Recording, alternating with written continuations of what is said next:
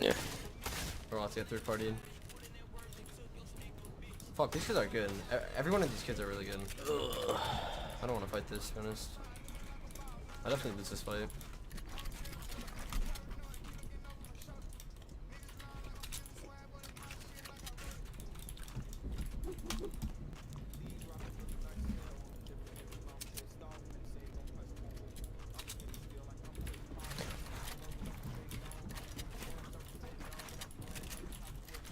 Catching the body limit. So if you give a dog an egg, you know how gentle it is.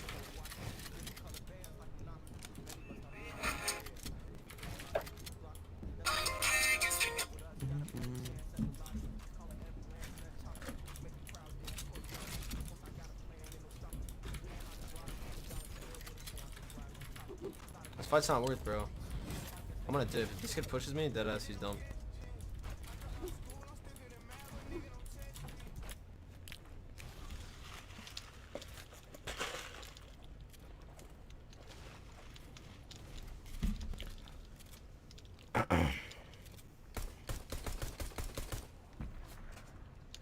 Oh, he got a hunting rifle at that chest. That means he has no other gun. That's why he's running away so fast right now. How you doing? Oh, this kid's free. And I have shield. Huh? I need to just You not good? get hunting rifled here. Yeah. If he doesn't hit me with that hunting rifle, I'm chilling. I'm finishing my YouTube video. What's your YouTube channel? I don't have a YouTube channel. The fuck you mean you finishing your YouTube video then? I'm finishing the YouTube video I was watching. I didn't even know he had a shotgun. That just scared the This fuck out of me. nigga. Did he loot that house too? He might have looted that house too. How would he get a shotgun and everything out of here? There's no way. That's why you're so much of a pussy apparently. Get away from me, you fucking weird ass Pussy bitch. shark. Okay, I need to get floppers, bro. Chat, floppers like changed the entire game, man. I didn't get to use them last game because I'm bad. But floppers changed the entire game in solos so hard. Get away, bro! Like, what is this shark doing? It's so AIDS.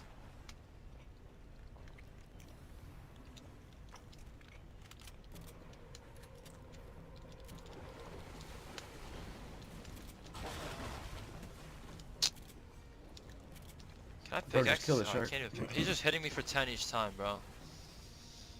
Oh, fuck.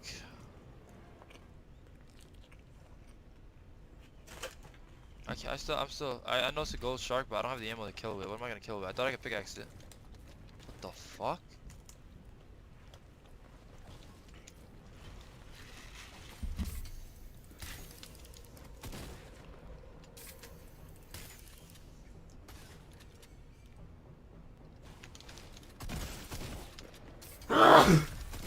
Oh shit, bless you, What sir. are you Dang. doing, chat? What the fuck kind of elo am I in? What? That That's shit just was confusing. cranking, That's bro. just confusing me. You should go back to cranking retakes. I'll take the points though. I mean, 48 points, not looking too bad right now. I'll take the points for show, for show. I don't know what that kid's doing. Chat, I think that kid was shambles as fuck or something, bro.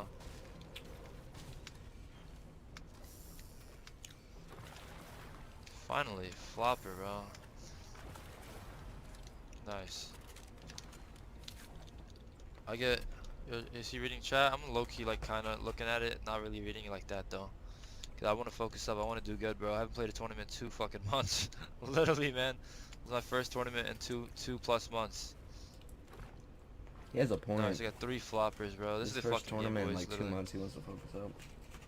As long as nobody pushes me on some dumb shit, this is the game. I get my flops up, I get my minis up, and I'm vibing hard, bro.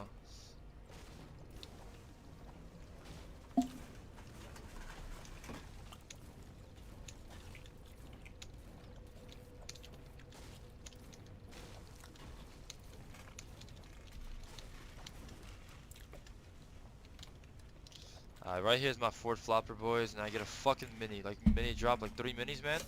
And I'm so hard vibing off that trust. Ah, fuck, I want this, but I don't want to drop my... I'll come back for an AR. I need to get one more flop. Oh, there's a kid there, though. Let me put some builds up here so he knows I'm here. So he doesn't start walking towards his house. Maybe? Maybe that's 200 IQ, maybe it's not, boys. I don't know, man. I'm not fucking phase bizzle. Nice. Nice harpoon gun. I can take that to late game actually. I think I asked you before, but Sway's mechanics or Bizzle's game sense? God player. Like, No, imagine upgrade in if here? those Where's the were upgrade like machine going here, combined. bro? What would you get out of that? Literally I fucking. don't want to blow my games because I still have an hour and 40 Ops. minutes left, right? Yeah. Ops doesn't even have that good a game sense. He's just fucking good. Hmm.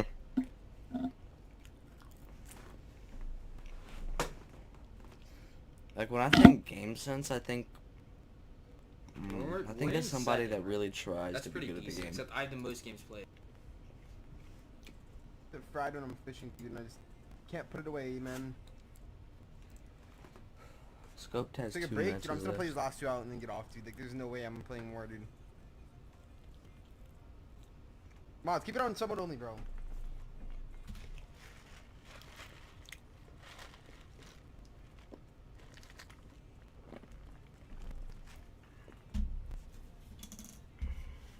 Scoped, what happened?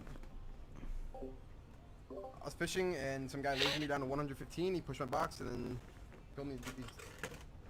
Hit me, bro. What the clock in my No extra shoe, anything. Get yourself straight flop, always dude. you. You think about it, if you drop 220 bombs, you're just gonna make money. Alright? 20 bombs is easy. What do you do after the cup? The only way Scoped Get off, wins or like, places, period, he has to get to 20 Yeah, bombs. fucking like fever, dude. I'll win the cash cup. Head to hot. Say less. We Yeah, I'll still win it. 2 hours left. Huh? Hour and 40 Warzone? minutes. Nah, I'm not gonna play Warzone today. I'll win the cash cup, trust me. I think. Easy, easy. Gotcha. What the hell clock in? How many points you got? 7. Corona? Nah. Bro, I don't I'm not know playing it. hot, bro. 307. 407. Fucking head just. Imagine. I wonder who that has the most points right now. Yeah, Well, guys, you pushed it too loud. probably You Marcel's. damn Charles, these are bad Most attacks, likely. that deep. Bro, play on my mods. Chronos on YT pushed the dollar down on these sports small. Find that building, but that kid's just fucking camping that Who has the building most out. points in the cash cup? Please don't Oh. shoot me. I don't have the heals. I think it's ops or clicks. I need to get the fuck away from these kids. Maybe get Ops that has chest, bro. If that chest has 48. minis, I win the game. Clicks has 42. Booga has 39. Scoped has Hot 41. chocolate image, dude, it would be so much better. Savage isn't playing anymore. I'll get Savage and Pubs. 20 subs. I can't play pubs, bro. Why not? I get too bored. I'm saying. Ronaldo has 40. I'm W King. Fuck Luke. Calc has 55. Oh shit. Bro, Ronaldo wins. Arab has 42. I guess Arab had a pop-out game because how the fuck did he go from 19 to 42?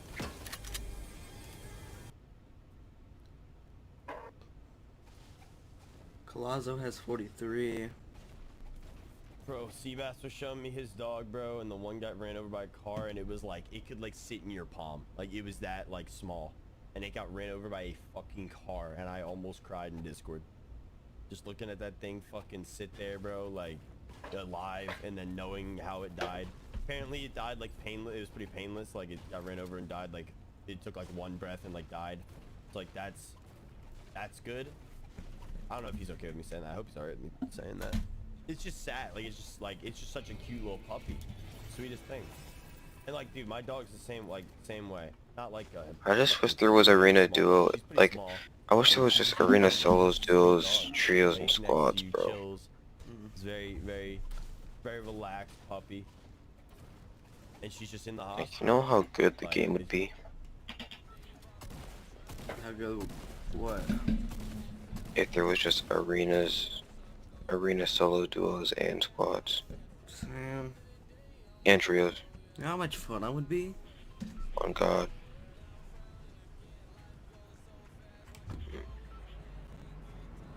almost would just put up with the 80 FPS and vibe.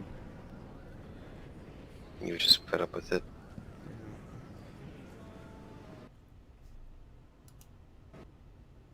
I'm so fucking bored, I can't lie.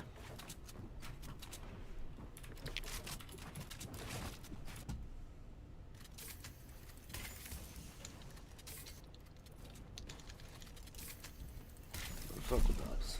I get it. Chat, I don't know if I should go for an impact on this kid, man. Where's my extra wood that I just farmed? Oh, he probably dropped it. Oh, way. I need mats, chat. I need mats. I mean, I have enough mats, but like, I'm gonna need a refresh soon. I found nowhere to get metal. And I just have to use all this brick to box up here. I'm just gonna wait. I'm gonna wait. I'll probably find a better opportunity, bro. If I get hit low, bro. Nah, no way, right? No way I kill this kid.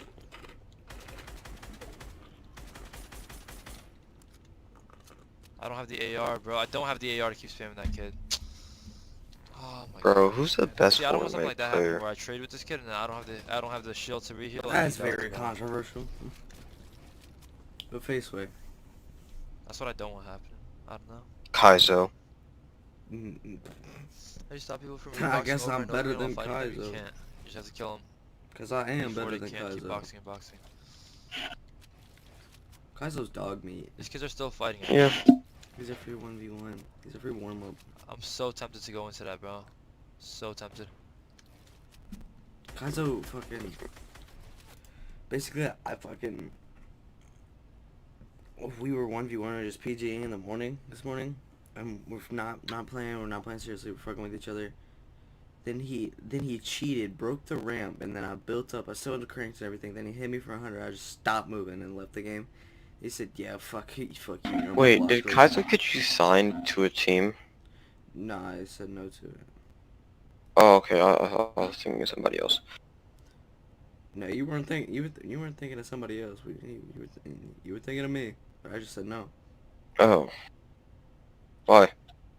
Because it wasn't an opportunity. That motherfucker was too cocky. Hmm. He was sure that he was gonna get everything he wanted. I mean, it was probably a good opportunity, but he was just like, "Yeah, we're sponsored by Dell," and I was like, "Motherfucker, you just started this clan." Just didn't make sense. But he was like, this morning I just left the game, and he was like, "Yeah, you're on a block list, bitch," and then he kicked me and blocked me. I was like, okay. For absolutely no reason. I didn't listen to a word you just said. That's fine. Guess what? I You're was not gonna have the watching- information I just gave you. I really didn't. I was That's watching all that matters, right? Benji Fishy start with me. Benji Fishy highlights hashtag 4. Me too. Go back and get the extra mats, and I think. You too? Fuck, I think I could just Yeah. chill here, honestly. I mean, like, it's probably Well, not really, smart, no way. but. Honestly.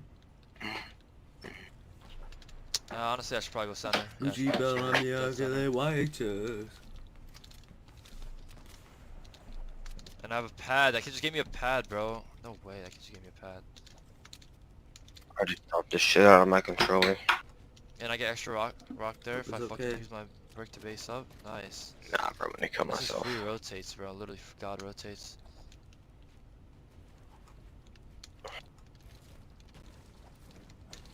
Give me that. Let's go. Oh, this is a God rotate, bro. I just got all my brick back. Literally, almost all. Alright. Nice, I got a launch pad too. Who's your 4 flopper, favorite 6 EU minis, player? gold charge. This is my fucking and I'm center zone. This is my God fucking loadout, bro. That's what I've always wanted. Oh no. He got off? I guess. Favorite EU player?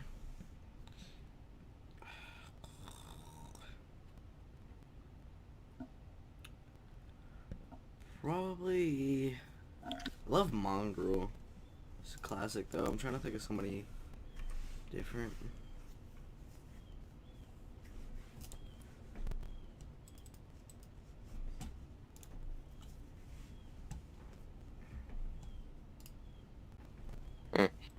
about OCE? OC is a content creator thing. What about OCE? Probably X2 twins or Parpy. OC is a content creator thing. You ever heard of Parpy? OCE? Probably X2 twins or Parpy. X2 Good talk. twins are cracked. Yeah. Yeah.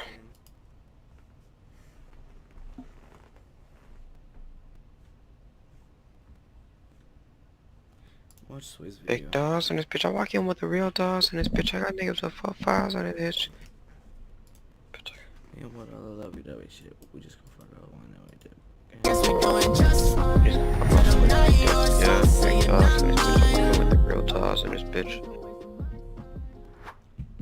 Yo, what's up, boys? Before the video starts, make sure you guys are using code YOSWAY in the Fortnite item shop before purchasing any cosmetic items. You guys can spell, however, just make sure it's code YOSWAY. Alright, not face sway, not sway, not chronic sway. It's YOSWAY. Alright. But So, yeah, you I guys think enjoy the video. fucking. I'm out. I love you all. I feel like Oceana could be comp, but it's just too much at the time. Content creation and comp right now. Who's OCE? Lachlan, right? And they're focused on content creation. They play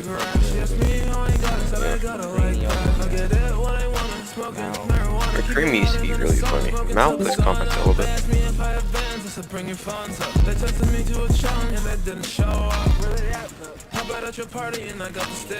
You just walked on your skateboard looking like a dumb fuck. Mama told me get a bag and I said run it up with the 90 in the jag, but I need a bench truck. I need real cheese, big ass pesos. With me or this fucking bankroll. Got a 4.0 GPA on the road. Beating up and down the freeway. Didn't pay.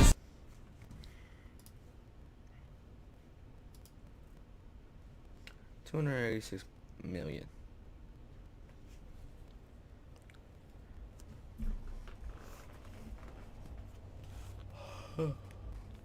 Already tired, bro. Got a 4.0 GPA on the roll. So you're doing the cash cup too?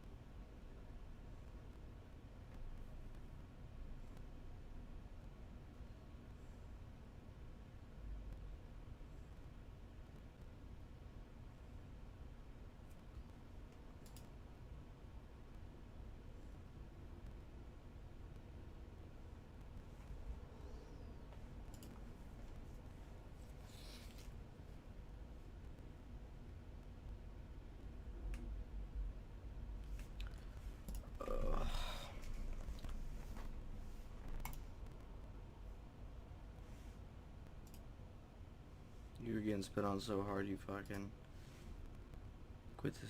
Where's my mouse? Where is my mouse? Oh. Bro, like my mouse is so small, bro. Calc got off. Bro, why are people just streaming the Cash Cup?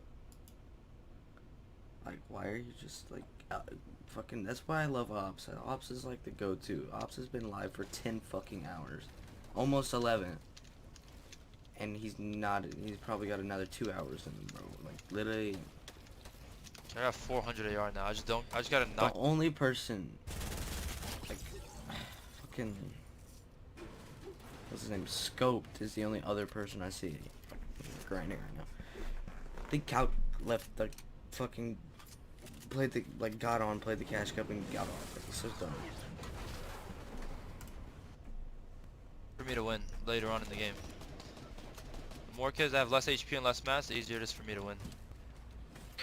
We're watching Halloween 2018 Literally, kill the count. fucking- It's the fucking unknown theory. That's that why he he gave me. had I so was like, many why do you points. just That's shoot why at people Calc had for so no many reason? points. Cause he was What? because he played stupid. Because he said the and more people died that every agree, game. the better chance Oh, of But at the winning. same time, he got kills because he's good. Hmm. He got kills, but he died. That's why he never gained in-game placements. But I promise you, fucking, he's already out of games. What's his name? Ops is on game 5. Man, Unknown is low-key a genius, bro. Like, Okay, that is true. Like, he's bad, but like his brain actually is like where it's supposed to be. Fuck, bro.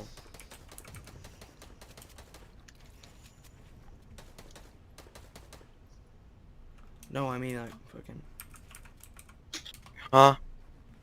nothing. Bro. I gotta turn you Chad, up. I haven't seen a game this stacked, which this is not even insanely stacked, but I haven't Guys, seen a game stacked I'm over here. in so long. Barbecue I have sauce no on my idea. titties. You're already at the Actually, max? put that there. Okay, perfect. Ha! I'm killing myself. And Maybe I I put could that lose a on pad my maybe and then life. use my own I later. don't think I can turn my mic up. Save my Something. pad. Here, actually, I can. Yo, chill. Don't be looking at my Spotify playlist yet. I ain't ready for all that. That kid just fucking crash padded. I'm gonna call you in a regular thing. Alright. I got floppers. I could definitely. Oh my! Yeah, I he hate died. this game. Alright, I hate this game. I fucking hate this game. can you hear me better? Mm-hmm. I hate this fucking What's game, up, bro. yeah? Literally, could do Yeah. so good in this tournament right now. Alright, But I've should never be seen good. something that dumb in my life. Holy shit. Mm. I could be doing so good What in are this you dumb tournament right now. with? You have no idea. Holy fuck, I actually hate this game. They fucking nerfed it too. Yo, what's Nice, up? that's clip. Oh That's actually wow, clip. that's cool. Wow, 6 floppers, launchpad, Hell no. max. And I just get fucking 200 before I could even react. Holy fuck. This game is actually so dog shit. I could have been like literally top 3 after that game. Easily top 3. What am I at? 54? Wow, that's such a GG's. I'm gonna take a piss. I'll be right back. That is so stupid, bro. I swear. I've never seen something so dumb in my life. That's so stupid.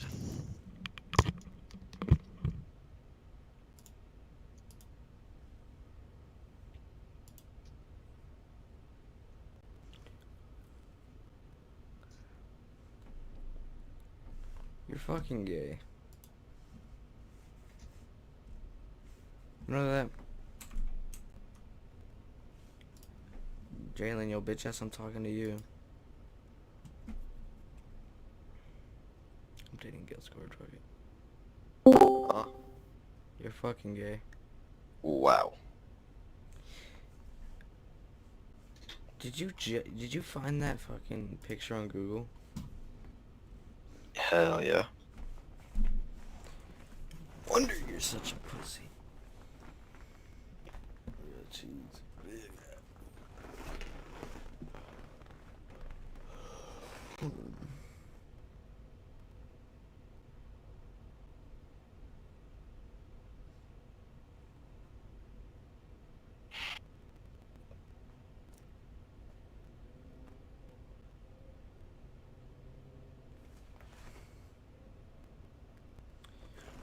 I'm tempted just to lay down and hit the dash.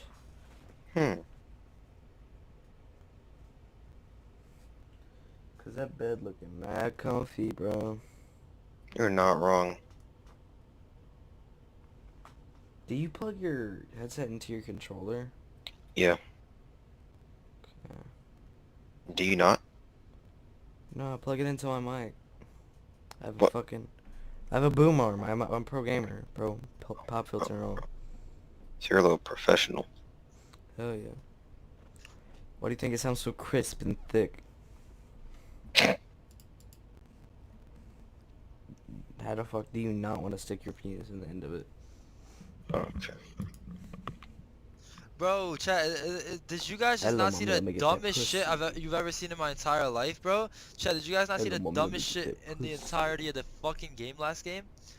Like, holy fuck, you know how many points I just missed out on, boys? You know how hard that just griefed my entire tournament right there?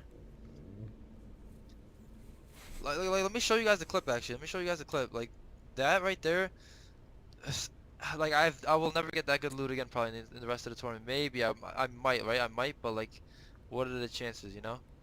Look at this shit, chat. Look at this shit.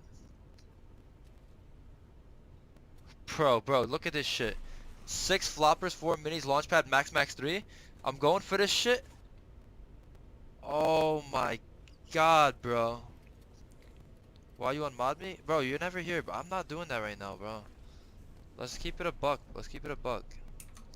It's not that serious. I still got mad love for you and shit, but... look at that chat. Did you see that shit? That shit is crazy.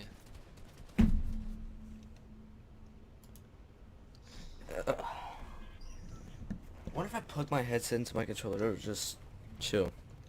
Hold up. Fuck it, we bring these back, yes sir. That ass, and I need to hold on that. Yes sir. Oh my Oh, shit. god. That is crazy. Why is weather station first every time, man? Connect the controller to the PC before we connect it to. You know what? I'm big brain, bro. Smartest motherfucker out. Fuck it. I have games to waste now. Like, not that I want to waste any games, but like, I can fight off spawn now. I don't think I have to play a complete bitch. Oh, this kid gets a blue charge here. This kid has the best drop. Yeah, nah, I gotta go back. Oh, this kid's taking my drop, bro. There's no way that kid's taking my fucking drop. Hello? Okay, Yeah. I'll take this drop. I can't hear anything. Huh? Oh. Big dogs on Five the bitch, here, I'll can't kill with the complain, real boys dogs can't and the bitch, complain. like, I don't give a This fuck, kid eyes right on here the has hips. to be shambles, bro. If I could get Wait, can you hear someone me? close to this kid, I could shut on him with just attack. Oh, there's two kids here. Fuck it, bro. Please don't kill each other. Please don't kill each other. Hello? Yeah, hello?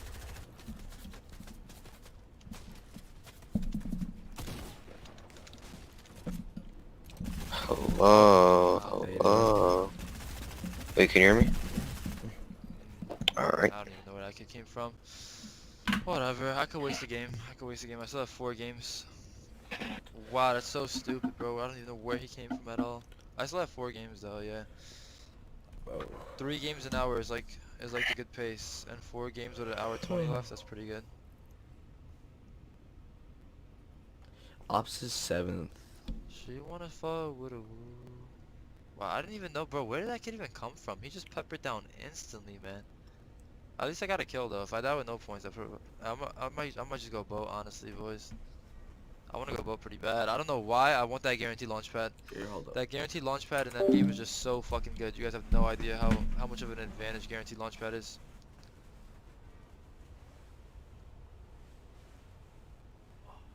I'm going boat. My guy Mike with the 100%. Thanks so much, Daddy. I'm going boat, guys. I'm going boat.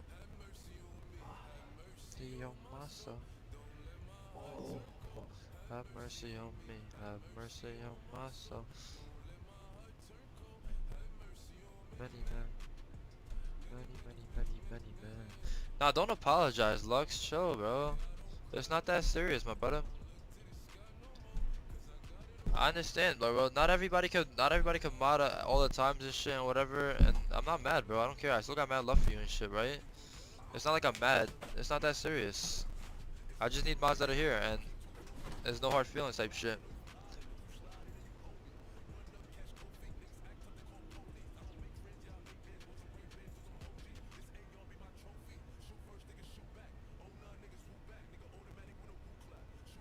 You're 48th place right now. Keep it up. Yeah, not bad, for sure. Have mercy on my soul. Don't let my heart turn. Mercy on me. This kid in my chat just said, "Can I self promo?" This kid just said, "Can I self promo?"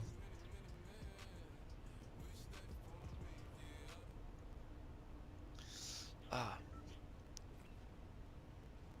Can't look to the sky no more. Yeah, many men. Many men. Wish that upon me. Say I don't cry no more. Don't look to the sky no more. I'm 50-15 boat. Thank you so much for the 100 bits, Mike. Thank you so much, baby. Appreciate that. Chat, I'm going boat. Let's fucking go. I see it, man. I'm going for it. Fuck it. If I get a shit drop, bro, I'm gonna cry, boys. I'm gonna cry. But I need that guaranteed launch pad to, like, man, that one game I probably should have used my own launch, bro. But nah, going for that launch just made so much sense because I tank a little bit of storm to take a free launch and I pop 1 flopper because I have 6, and then I get to use my own launch for the next zone and have 1500 mets. Nah, in any situation I would always go for that launch instead. In every situation I would always go for that launch. Actually, I don't think that was a mistake. Can't look to the sky no more. Yep, have mercy on me.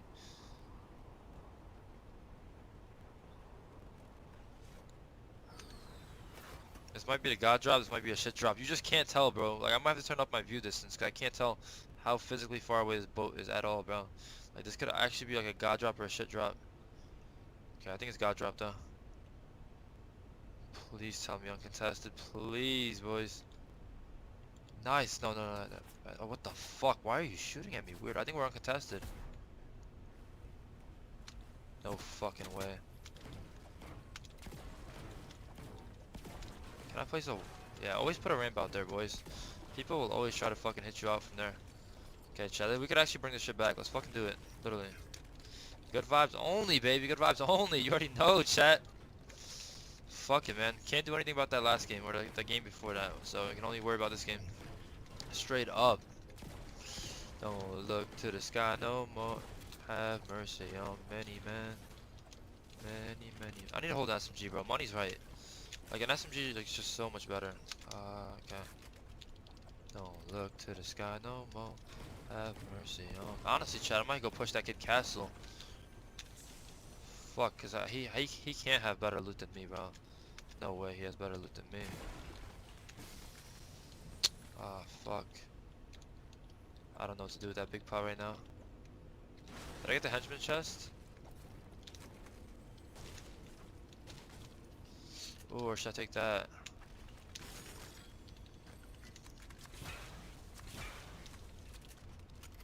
Honestly, chat, I might go push that kid.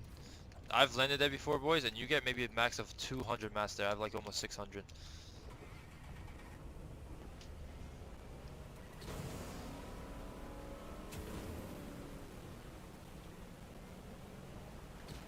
I don't want to be loud with it though. If I could have some sort of like...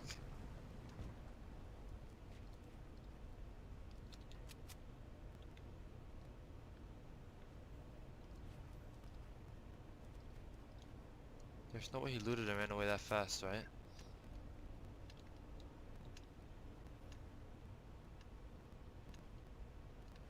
That fast? No way. He looted castle faster than I fucking loot boat. That's crazy. Oh, what the fuck? Fucking weirdo. Okay, I need to let this kid run his mats, right? No way, I'm getting third party, bro.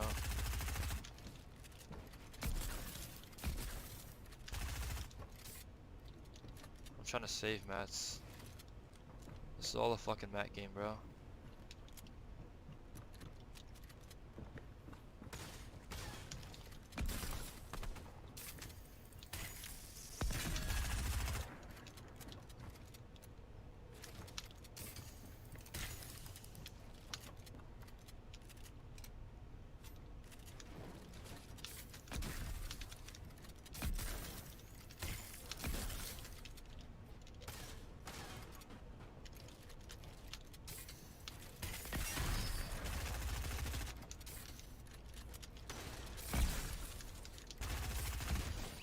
Dumbass, get the fuck out of my game. Look to the sky no more. Have mercy on many men. Many, many, many, many men. Wish that upon me. I bet. That's not bad at all. That's not bad at all. That kid's a free 50. That kid almost snuck up on me with a fucking gold dog, bro. If he did that to me, he would have violated my entire life, bro. See what I'm saying? You get no mats here. That kid wasted a lot of his mats at the start, and I was just saving my mats the entire time.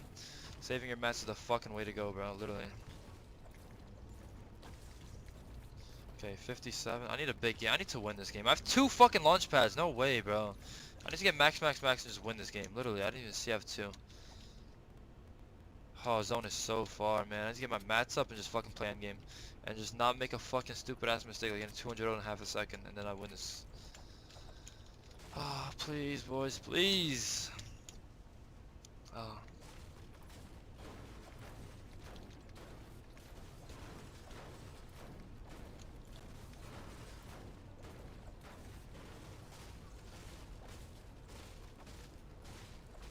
How much time is left in the tournament? An hour 15. And I have after this, I have How many games do I have after this, chat? I think 2 more after this or 3 more? I have 3 more after this, right? Yeah, I have 3 more after this. Perfect, 3 an hour, that's the goal. Man, do I wanna fuck? Do I wanna? Nah, I don't wanna do this.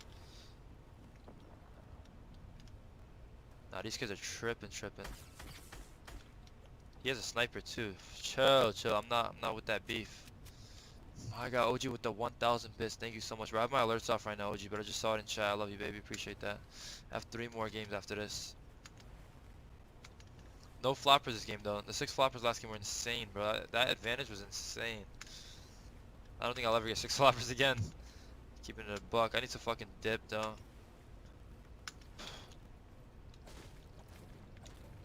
I want to get metal here so bad, man. I don't think it's worth though. Unless I can get a boat and dip. I don't know where else I'm gonna get my metal. Yeah, it's not worth it. I gotta go. Alright, there's boats right there. Let's go.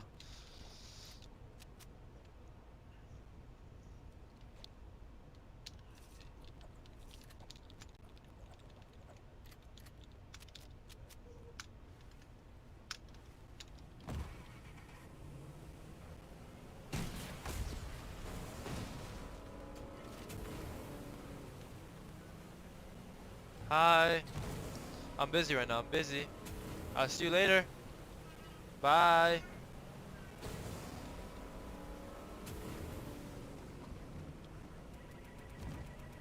Yo, P Godly extending till December. My guy, thank you so much. Much love, brother. Holy shit, till December. God damn, where am I be at December, my brother? Thank you. Chat, that's my the little girl, the little kid my mom babysits. She's adorable. She likes to come and talk to the mic sometimes and act like she's playing video games or some shit.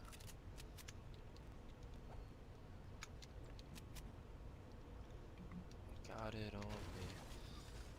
Got it on me. Run up if you want.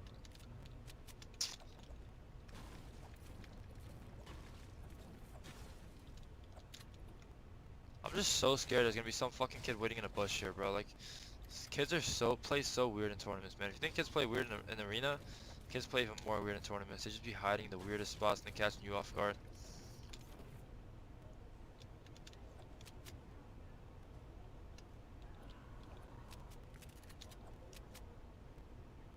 I'm a dad, low key.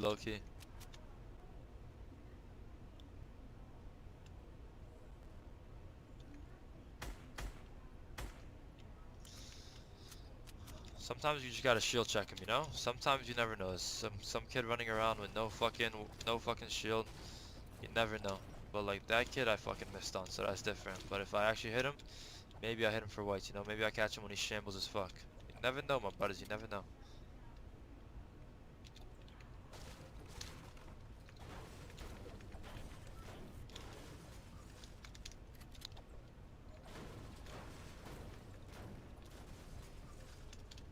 I miss playing tournaments, chat. These shits is fun. I can't even lie, bro. I'm hyped. There's DreamHack tomorrow too. Or no, is it tomorrow? DreamHack this weekend. Or is it tomorrow, chat? It might be tomorrow actually.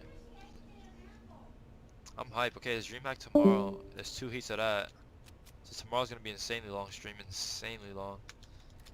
And then there's solo F and CS August 1st. Hopefully I get top 250 in DreamHack. Hopefully, to make it to round 2. If I don't, it's a rip in the chat, love, but it's all good. No hard feelings, Bro, zone is so fucking far. I wanna wrap right though. I don't wanna go right through center. Ops kid's first words, my brother. Literally, bro.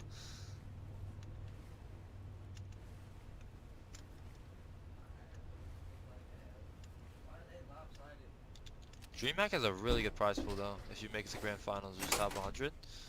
Prize pool's actually pretty nutty. 10,000 for first, and then like literally like 1,000 for top 30 or 40. Yeah, I have really good AR ammo. There's kids storm fighting there on edge, bro. They're tripping. Jalen, you there? Tripping. Bro. Cause I got it on me.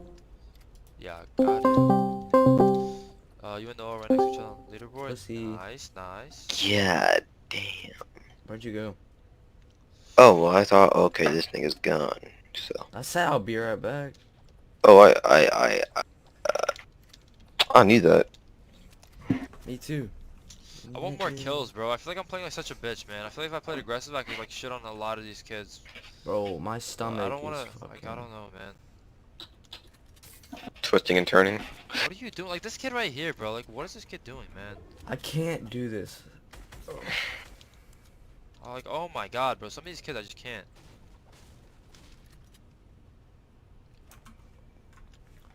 Holy. He's sitting there holding a fucking edit when we're literally so far from zone. It just makes zero sense to be that kid right there. Nice. Man. Arena me with WK that kid for shooting at me in the pad out. I hope that was worth. Hope it's worth taking shots at people while you're rotating, fucking dumbass. Arena me with WK that kid for shooting at me in the pad out. I hope that was worth. Hope it's worth taking shots at people while you're rotating, fucking dumbass. Yeah, fucking dumbass. Hope that was worth. Hope it's worth taking shots at people while you're rotating, fucking dumbass. Yeah, Like literally, if you don't fucking shoot at me dumbass. while we're rotating, like I'll literally be chill as fuck and I'll let you rotate as well. But I get so emotional if people start shooting.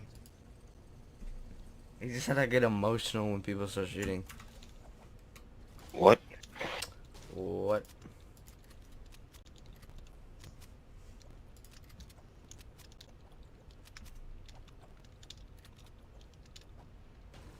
Like I would play aggressive right now, chat, because I love playing aggressive. I don't know why I love taking fights, but I have 2 launch pads. If I die with 2 launch pads, I'm just the biggest dumbass in the world. Like no other game am I gonna get blessed with 2. And I got both contested this game.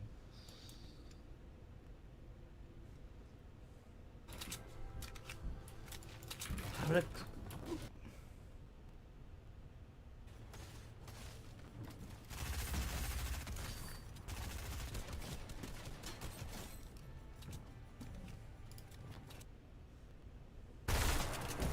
There's no way we have fucking...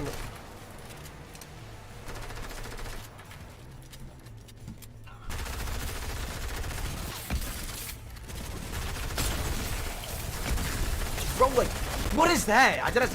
I'm not playing this fucking game anymore, bro. Like, this kid is so bad. I'm so annoyed, bro. Like, he's dead ass 1 HP, bro. These bitch marauders. These marauders got me killed. I have so many games left. We're chilling. No, we're actually chilling. My vibes are still high. Alright, we're already on a game. Alright. Nah, get our vibes up. Get our vibes.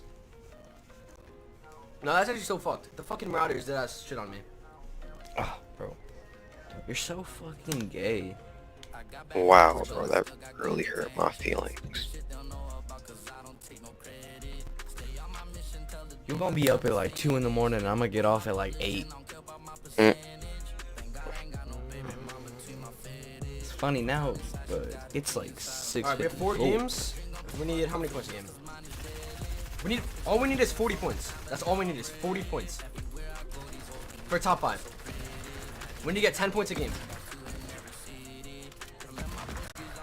4 games, we need 10 points a game to get top 5.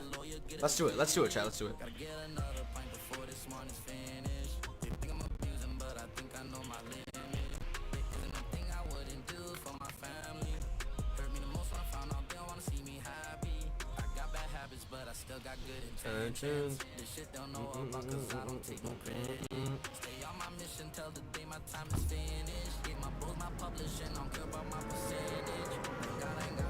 I think with the 2 months I appreciate Artaz has 32,000 arena points.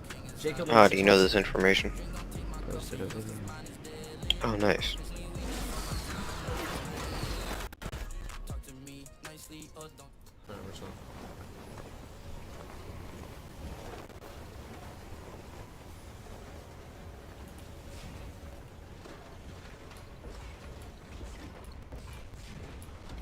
This guy's dead ass landing on me? There's no way. Oh, hell no, that's too scary. Legs is full screen. Let's watch some scary shit. Scary screen.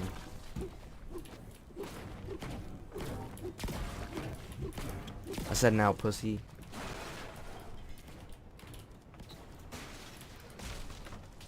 Or maybe not all that safely. What the?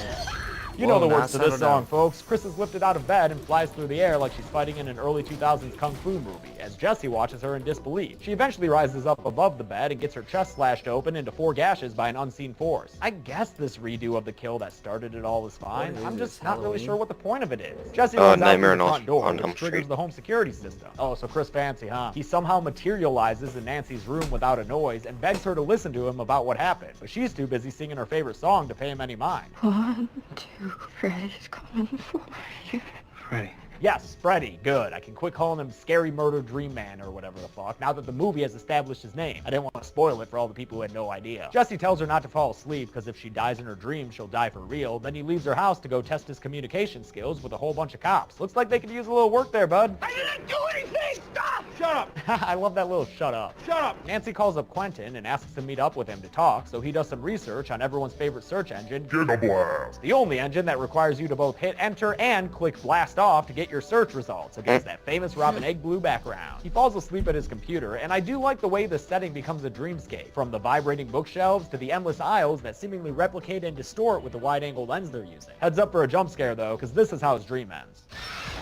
He wakes up with Nancy there, and she drops the F-bomb on him. Freddy? In jail, Jesse's pulled out of his cell because his bail's been posted, but it turns out this is just a nightmare, and now he's in a boiler room along with a bunch of kid versions of the characters in this movie. Freddy shows up to provide a spark of life to the sequence, and after Jesse runs into the bodies of Chris and Dean, we get a variation on the "This is God" line. Oh, God.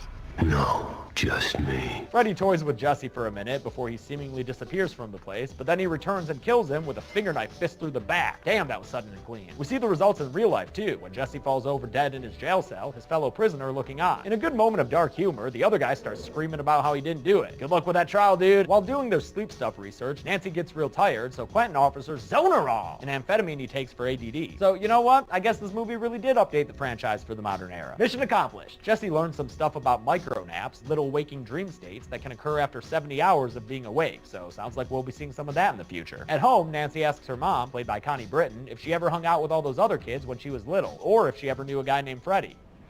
I don't think so. Yeah, something about that face makes me not believe her. But here, let's do another scene from the original. That'll be fun stuff. Nancy gets in her bathtub for a little sudsy nap, and wouldn't you know it, her bathtub seems to have an infestation of finger knives, a noted invasive species in the Elm Street ecosystem. The scene stops short of a full-on imitation, because Nancy doesn't get pulled underwater. Instead, she wanders into her bedroom full of snow, and it becomes the exterior of a place called Badham Preschool. Freddy shows up and implores Nancy to remember him, because she was his number one. You're my little Nancy.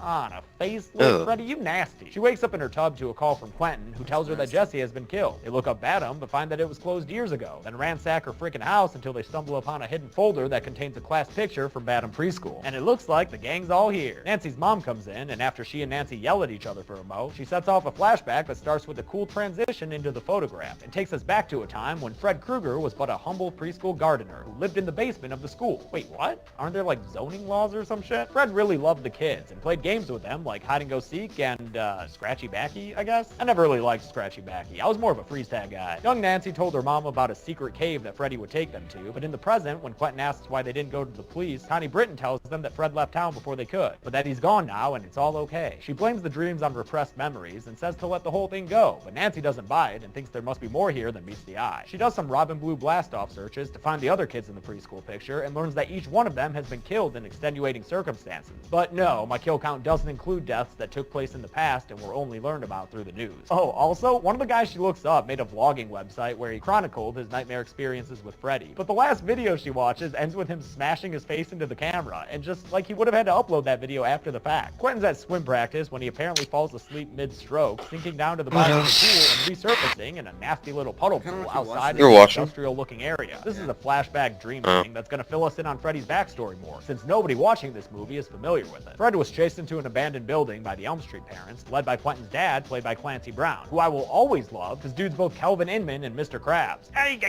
And now he's looking to light this bitch ablaze, as he throws a Molotov cocktail into the building that sets it on fire and immolates Freddy Krueger. This is, of course, the fire that kills Freddy Krueger in his human form, so I'm gonna include him on the count, even though he manages to Human Torch his way out the building and run at Quentin. That's probably just an embellishment in Quentin's dream. Quentin wakes up poolside and finds Nancy to tell her all the stuff he's learned about Fred. They confront Clancy Brown about it, and he admits admits that they never found Fred's purported cave. So the movie takes kind of an interesting twist when Quentin proposes that maybe Freddy wasn't actually guilty of the things they said he did when they were young. How do you know he was guilty? You killed an innocent man. Quentin blames himself and the other kids for this apparent wrongdoing, but before they can go off on some vindicating adventure, Nancy looks down the hall to see another iconic image from the original redone because, I don't know, man. I still don't fully understand remaking a movie and reusing all the awesome shots. They were perfect already. Why shoot the same thing again? And yes, I know I'm saying that after I just reshot and re-released the Freddy vs. Jason kill count last week. The original was age restricted. Quentin blames the hallucination on microsleep, so they go to a pharmacy where he can re-up on his amphetamines. But the doctor tells him he's all out of refills, and he's not about to help this tweaker out. Nancy falls into some more microsleep dreams that include Freddy tossing her out of the Jeep and her seeing the store transform into a boiler room. As Fred continues to stalk her down the aisle, she tears off part of his sweater. So after she wakes up from a real bad finger knife slash, Nancy and Quentin learn that sacred Elm Street fact: you can pull stuff out of the dream world into reality. Nancy is taken to the hospital by Quentin, who manages to snag an EpiPen from a nurse cart while no one is looking. The doctor tries to sedate Nancy, but she ain't having it. And after the doc and Connie Britton leave the room for a quick little sidebar, they come back to find Nancy's flown the coop. She and Quentin are off to find the preschool, and during the drive they have some real bad dialogue about how unique and special they are.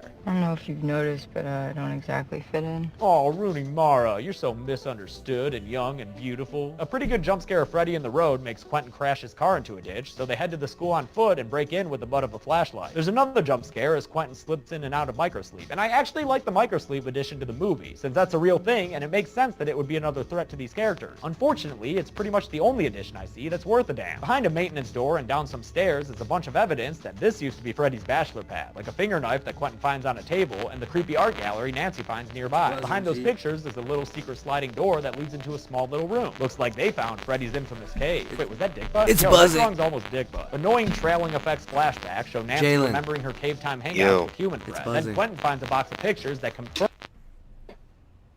Nigga, you're buzzing. You're twipping, G.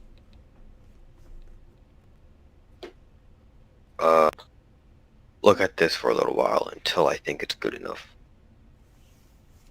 Nigga. Why are you level 53, pussy?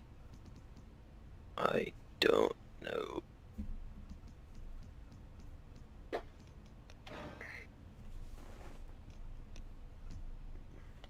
Watch this. Wait. Watch this. Wait.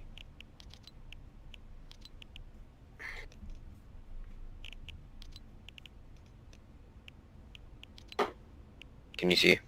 Yep.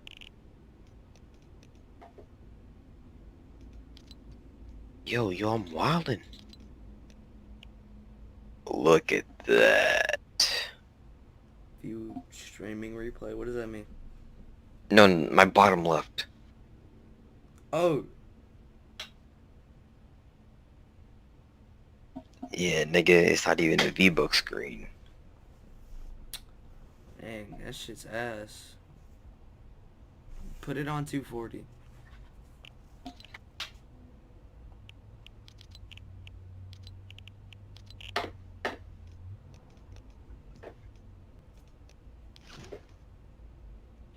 You don't even get a consistent 240. What a pussy. Imagine.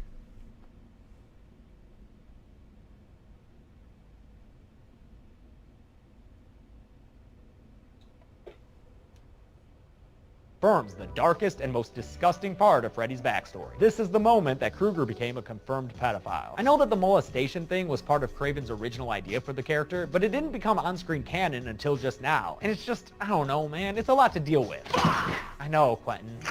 I know. Nancy decides that it's time to confront Krueger head-on, so she lies down in the dirty, nasty bed down there as Quentin arms himself with a paper trimmer blade so he can sit by and watch over her while she sleeps. When Nancy finds Fred in Dreamland, she has a poor choice of words when he starts to taunt her. What game do you want to play next? Fuck you. Ooh, sounds like fun. She finds herself in her house all of a sudden with Freddy coming down the stairs. And while she's hiding in the closet like a good little final girl, we get a shot of Freddy where he almost looks like Robert Englund Freddy, right? He pops up in a jump scare and chases her upstairs where she falls into the hallway floor that has become blood. Not exactly a recycling of the toothpaste steps, but that's okay. Fred's here to recycle a joke. How's this for...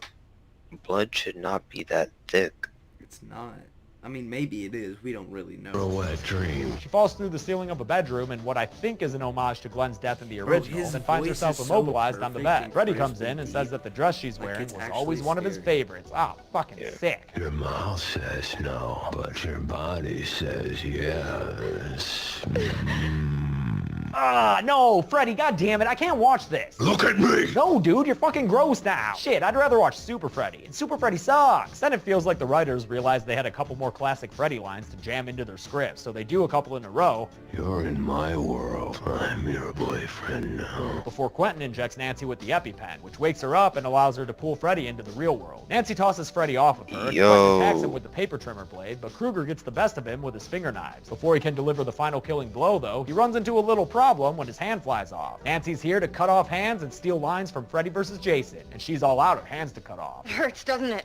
It's because you're in my world now, bitch. She swings the paper trimmer and slits Fred's throat wide open in a pretty neat-looking deep gash. Huh, kind of interesting that we had a deep throat cut to start off the movie and one to end it here, I guess. On their way out the door, Nancy tosses a lantern into the mix to burn up Freddy's body and get rid of his nasty little collection of kid stuff. What's that? You want me to include Freddy on the count? Sorry, brah, no can do. No sign of a body anywhere. See, they didn't find a body. I'm not sure how that works out logic-wise, but here's one situation where it's not that much worse than the original, since the ending there didn't make a lot of sense either. Don't fret though, we do have one more kill to count up. When Nancy and her mom get home, Fred appears in a pretty sweet mirror shot and stabs her mom through the back of the head. Finger knives coming out through the face. It's CG, but it's still pretty freaking cool, and much less embarrassing than that blow-up doll from the end of the first one. The movie ends with Freddy pulling Nancy's mom into the mirror while she screams in terror. As you can probably tell, I didn't think very highly of this movie compared to the original, but maybe it managed to outshine its predecessor in kills. Let's find out and get to the numbers. Unpause that bitch. How many kills was it? Feels good. 5 people died in the Nightmare remake, which, yes. 5. Yay. Alright, what else? Got Texas Chainsaw. Yeah. Texas Chainsaw.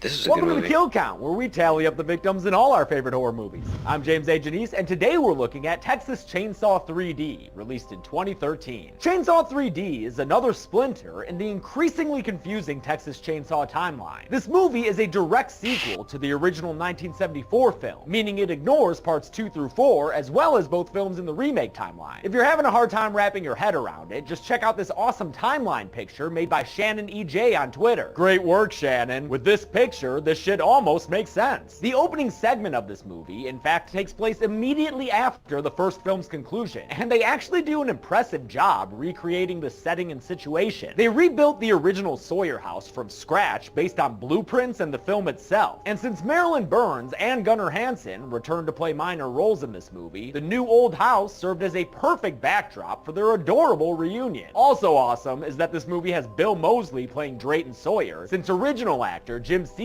passed away in 2003. But man, do things get dumb when the movie jumps to the present 40 years later. Starting with the fact that Alexandra Daddario plays a character who we see as a baby in 1974. You don't need a 5 on the AP Calc test to realize that the then 27-year-old Alexandra Daddario isn't the best fit for a character who logically should be 40 years old. Although it's not like the screenwriters even bothered to acknowledge that mathematical fact. What? She is so bad. The script treats her probably character like thick she's a as 20-something. It Look makes at her. no fucking sense. Texas Chainsaw 3D uses a screenplay originally written by husband and wife team Adam Marcus and Deborah Sullivan. And if his name sounds familiar, it's because he co-wrote and directed Jason Goes to Hell back when he was 23. He was a lot older as he wrote this movie, obviously. Their script gives us the most narratively complicated film in the franchise yet. While all the Texas Chainsaw movies up to this point have mostly been about kills and cannibalism, this movie attempts to tell a Hatfield and McCoy type story, pitting the Sawyer family against a new adversarial clan, the Hartmans. It's replete with references to the original, and controversially tries This to shit is humanize ass. Leatherface a whole bunch. This is probably the most sympathetic portrayal of the character. Can your sunglasses do Imagine, this? Like, What's up guys, Rob Rast here, and I'm here to tell you about my Leatherface and all favorite that. sun... Like, imagine they were real. I'm killing myself. He looks like he smells good. Oh God.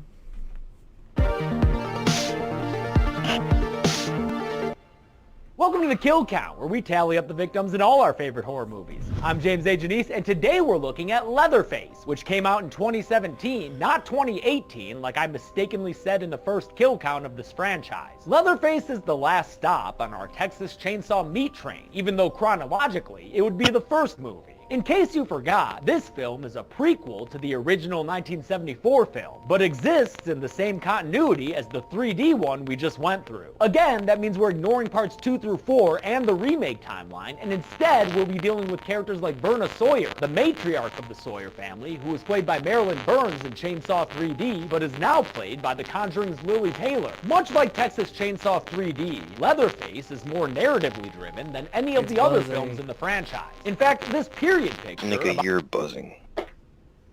I'll show you a buzzing.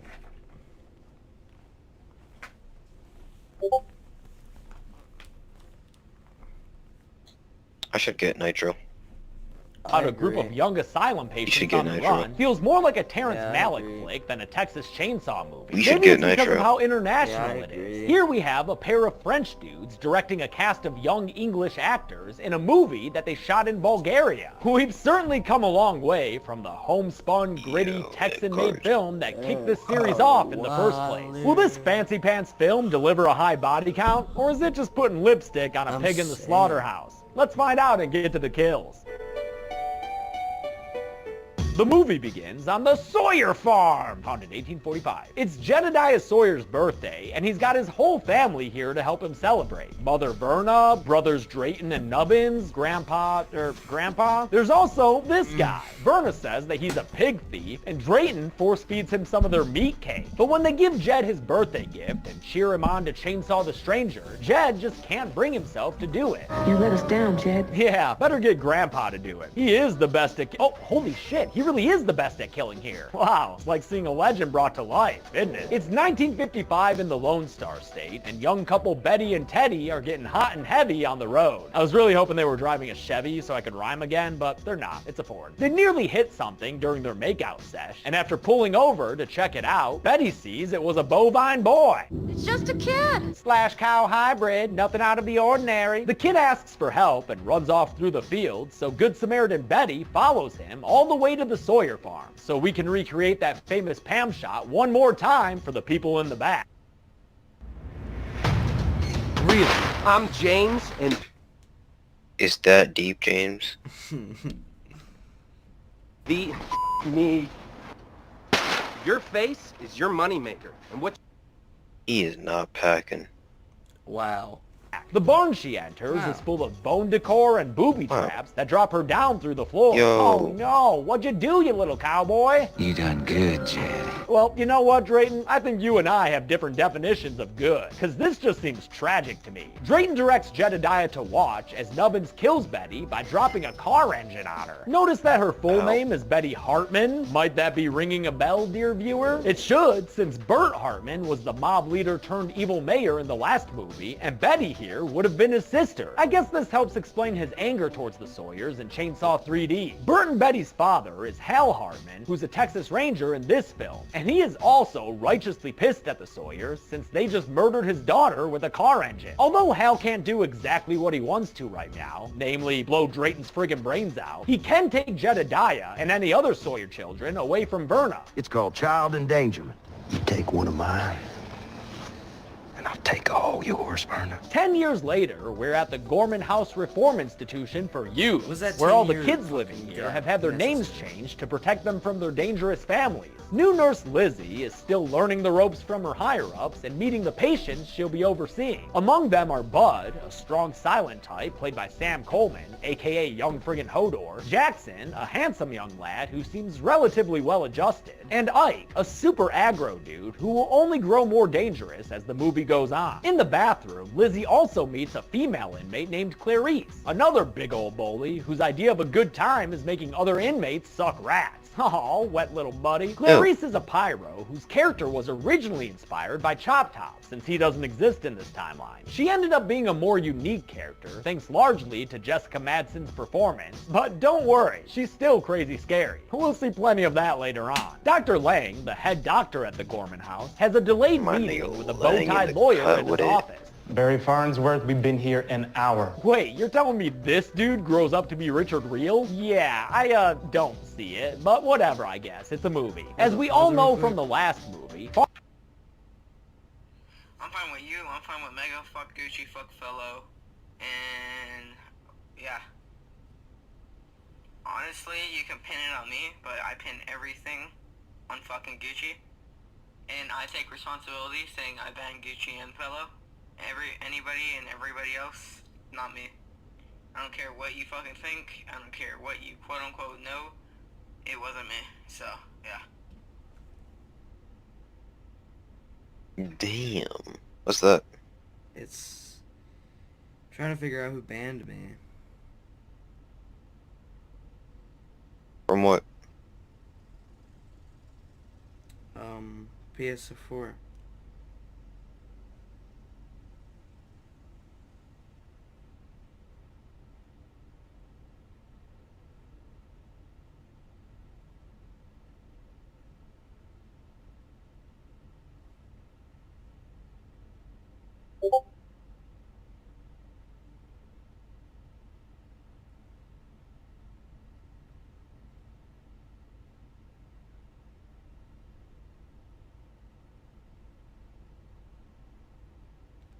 Alright, pause it. Farnsworth is the lawyer for Verna Sawyer. It's Mrs. Carson now. Oh, Verna Carson, that's right. Verna has married that Carson guy by now, and with his money and influence, she's been able to secure a court injunction. Not call the thing. It's fuzzy? Yeah. It's like pixelated. How do I have a good-ass PC, but can't share my screen? That says she's allowed to see her son For Jedediah, more than but Dr. 10 Lang minutes. stonewalls her by saying Without that it since all the blowing up. kids have been renamed, they'd have to acquire certain I have an records to ass see PC which I can kid is share him. And that requires an entirely different court order. Another hope strangled to death by red tape. Verna excuses herself to the restroom and sneaks off on her own to cause a little mischief. Wait, does accosting a nurse count as a little mischief? Or is that just assault? She breaks into the patient area and starts calling out for Jed, resulting in both alarms and nurses getting their bells rung. Verna is eventually booted out of the hospital by Dr. Lang, but the damage has already been done. The inmates are running wild and manage to escape the locked section of the reformatory. The commotion interrupts an electroshock therapy session being administered to Bud, and while the guards are distracted, Bud breaks free and kills two of them, I think, by bashing their heads against the ground. I'm just assuming they're dead since we never see them moving again. Work with me here, you know? And we get another victim for the kill count during this breakout when we see Clarice strangling that other female inmate to death with her own braided hair. Bud goes to Dr. Lang's office, and it only takes one thwack to the face to get him mad enough to kill. He adds Dr. Lang to the count by beating the dude's head against a window repeatedly until it finally breaks through and he bleeds to death. I love how excited actor Sam Coleman gets when he talks about slamming the Dr. Lang dummy against a window. I got to smash it into a window quite violently, quite a lot of times, and there's blood pouring out, and it moves just like a human being, and it's like, wow, this is crazy. Also, heads up for the next few minutes for any photosensitive viewers, because there are about to be a lot of flashing lights, since this prison break is getting all kinds of crazy. As if you couldn't tell from all the papers flying around and the random blowjobs against the wall. Yo. Wait, what? Damn, Mike and Clarice, really? Right now? Lizzie and another nurse hide in a hall. Yo, Wait, he what? look like he Damn, Mike having and buku Clarice, fun, really? don't he? Right now? He having the time of his life.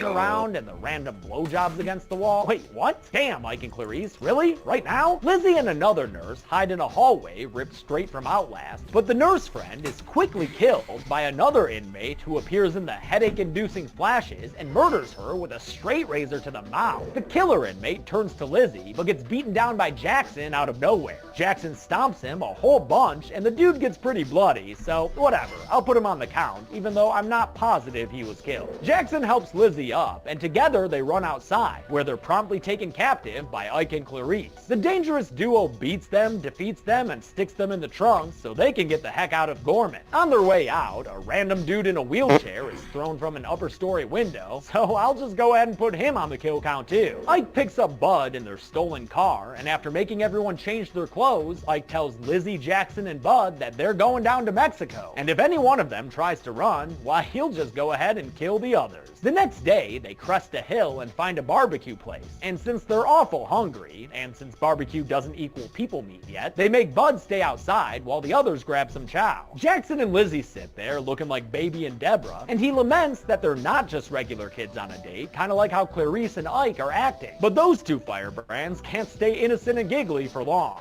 Let's start some shit out. In the span of a few seconds, they go full-on Mickey and Mallory, killing 3 people in quick succession with 1 knife to the neck and 2 gunshots to the head. While they rob the place's patrons, Lizzie tries to make a run for it, but she's stopped by Bud. She's not the door, dude. You don't need to hold her like that. At least she made it outside, though, so she doesn't have to witness the last diner kill. This helpless waitress who was killed in cold blood by Ike with a shotgun. Wow, these Bonnie and Clyde wannabes fucking suck. They finally get out of there, but as they leave, a beaten down diner patron shoots Bud in the side. Later on, the kids abandon their stolen car and walk through the woods until they find a trailer they can take over. Lucky for them, it looks pretty abandoned. Man, couldn't you just kiss the guy who left this here for— oh, ew, I didn't mean for real, Lizzie. Gross. I know I haven't been putting dead bodies on the count in this series, but just to drive home how much the rules really don't matter, I will put this one on the list. We're who's lining up in here, motherfuckers. Lizzie and Jackson tend to Bud in his gunshot wound, and that night, while the two of them drink old moonshine, we see just how burnt Clarice's body is, and how kinky her sexual proclivities are. Damn, first cannibalism and now some light necrophilia? You nasty, Texas Chainsaw series. You nasty. Even later that night, Lizzie tries to get away again, and after Ike stops her, he yells at Bud for being a bad lookout. You're an idiot and a fool, and I don't know why God bothered to make you. Now get away from me.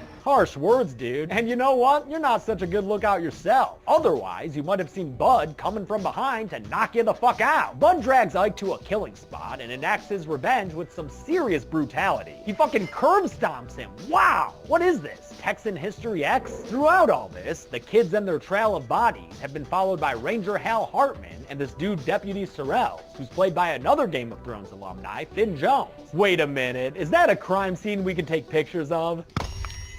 Huh, even with that, this movie still doesn't feel like it's part of the Texas Chainsaw series. The law enforcement officers eventually find Clarice in the woods, where Sorrells holds her at gunpoint and disarms her. Not in the like Leatherface in the remake kind of way, he just takes her guns away. Hartman arrives and beats her down, then tortures her, trying to find out where the others are. And if you think that's bad, just wait until she mentions his dead daughter. You're just a sad old man crying over a stupid dead little girl.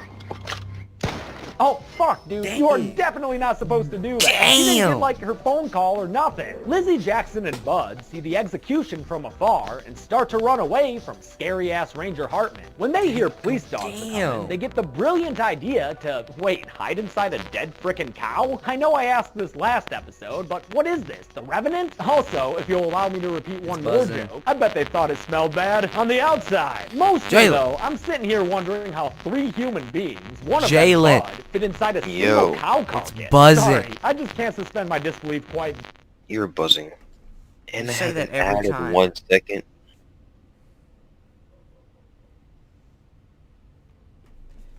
It should not be buzzing this much. I think it's you. It's doing it every 5 fucking minutes. You're buzzing every 5 minutes. After this, let's watch Krampus. It was about the 3rd week into Kathy's weight loss After battle this, you where watch things Krampus. really started to go downhill. She was eating salads 4 or 5 times Yeah, a day. I don't She even was know running how on to the treadmill. respond to that. The bloody trio walks through more fields, feels like that's what half this fucking movie is, before Lizzie sees another cop and tries to flag him down for help. For some reason, Bud is the one who approaches the cop first, and he winds up getting shot again for his troubles. He tries to wrestle the cop to the ground, but that just earns him a headshot. Yep, Bud just died, y'all, courtesy of this random cop. And I bet you were sitting there the whole time thinking he was Leatherface, huh? Enraged over his friend's death, Jackson attacks the cop and bloodies him up with his fists before taking a car door to the dude's head and killing him with a bunch of slams and 1 ultimate stomp. Lizzie tries to drive away, but Jackson hops in the car and berates her for getting the cop's attention and thus getting Bud killed.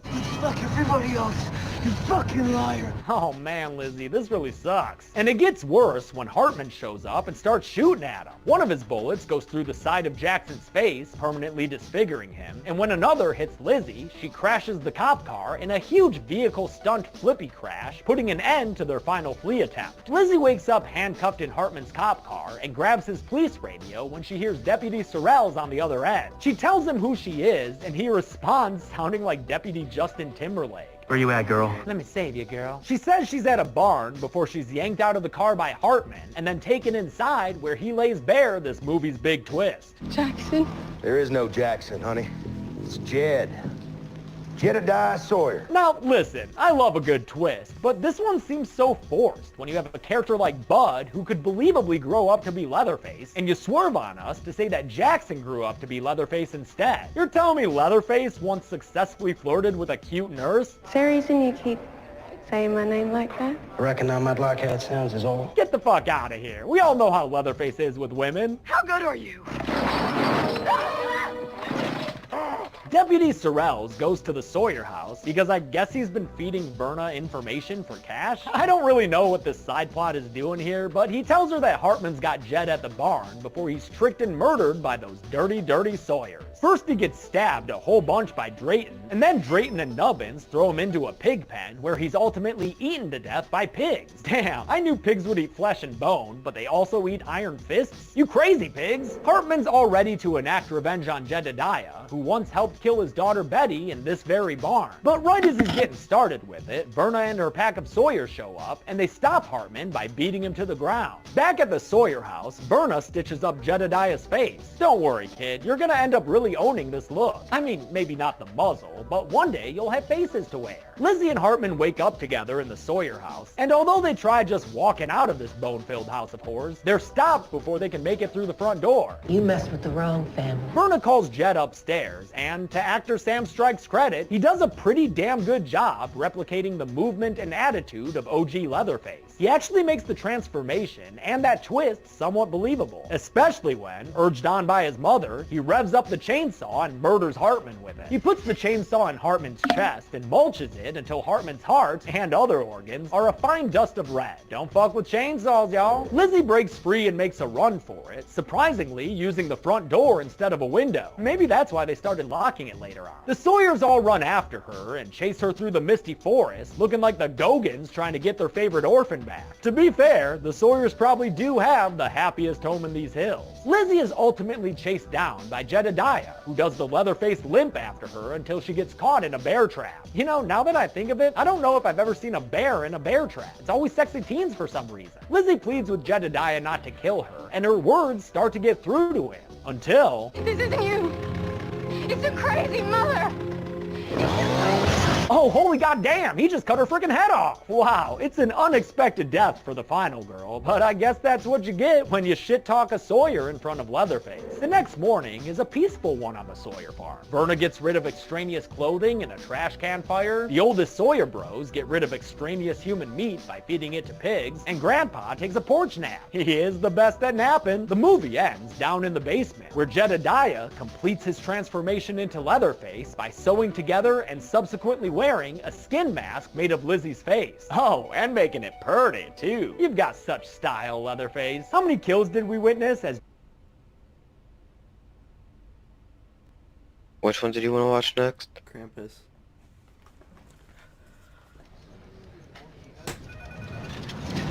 The RPG mobile hit of 2019. Happy holidays, and welcome to the Kill Count, where we tally up the victims in all our favorite horror movies. I'm James A. Janice, and today we're looking at Krampus, the 2015 Christmas horror film written and directed by Michael Dougherty, the man behind Trick or Treat. Krampus is the story of Max Engel and his quote-unquote dysfunctional family. But really, if your family's like this, don't freak out, dog. Everyone's is. We're talking siblings that don't get along, parents who have a deteriorating marriage, extended family with different politics than yours, and a living German grandma who lost her family to a demon goat. Well, okay, maybe not everyone has that last part. But hey, we're going to be doing something a little different here today, because this video is actually going to be a capture count. Because spoiler alert, that's what be happening to these people. So without further ado, let's get to the captures. The The movie begins in the middle of Shopocalypse Now. Slow motion shots of consumer culture destruction play under Bing Crosby crooning about how it's beginning to look a lot like Christmas. For some reason, the store has a nativity play going on? Is that what's happening here? And Max Engel is having a tussle with a Magus, since apparently this wise kid was telling the first graders there's no Santa Claus. Max's mom Sarah, played by Toni Collette, is more concerned with Max's face than the integrity of the Christmas legend. Every kid has to learn the truth someday. And his dad Tom, played by Mr. Leslie Knope Adam Scott, is too busy taking work calls to be bothered either way. In fact, the only person other than Max with Christmas spirit in this house is Grandma Omi, Tom's German-speaking mother. She encourages Max to continue his annual tradition of writing to Santa Claus, although she does get a little weird when she talks about the spirit of giving and sacrifice. You alright there, Omi? Upstairs, Max's older sister Beth is complaining to her bong-token boyfriend about the impending visit of her aunt, uncle, and cousins. He invites her to Yeah, I think we all would. come over since he's only 4 blocks away, but it's too late. The house starts shaking, and that means the Hummer with the extended family is here. They're related through Sarah, since the matriarch of the clan is her sister Linda, played by Alison Tolman. You're buzzing. I bet.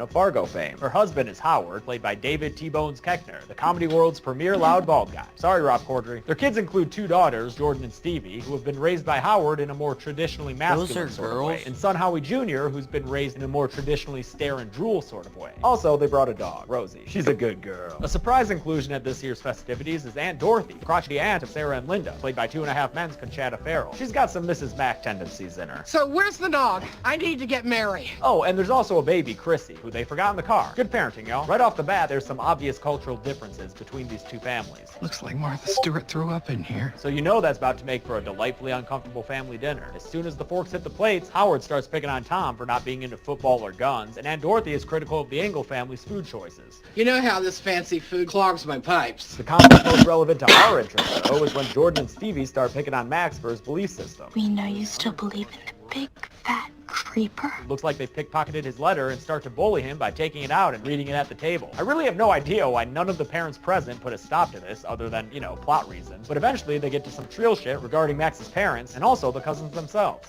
Screw you, Dad does not wish we were boys. Shit hits the fan, and Max gets into another physical altercation. What is that, 2 in 1 day, kid? Try talking to someone. And when it's over, he yells about missing the way things used to be and declares that now he hates Christmas, then runs away to his room, his face surely a tearful, snotty mess. Tom goes to comfort him and tells Max that family is important, even family you don't get along with. Maybe it makes us work a little harder to find what we do have in common. Max is almost moved by his words, but at the last minute decides to rip up his letter to Santa Claus and toss it out the window. And with that, boys and girls, he just invited Krampus to town. Some Chucky clouds roll in and a snowstorm starts a-blowing, knocking out the Wait, what's Krampus again? It's like an evil Santa, right? Santa Claus, but the exact opposite.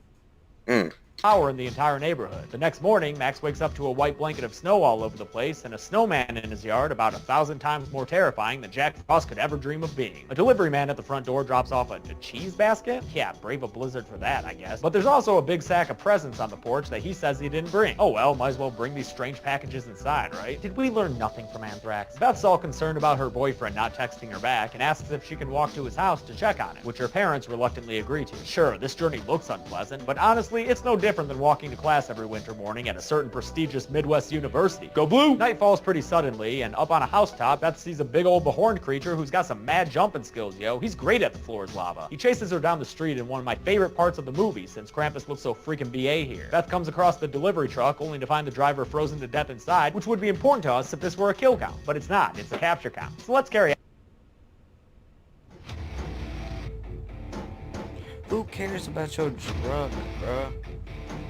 Fuck your truck. Yeah, that truck actually looks mad cool. I bet.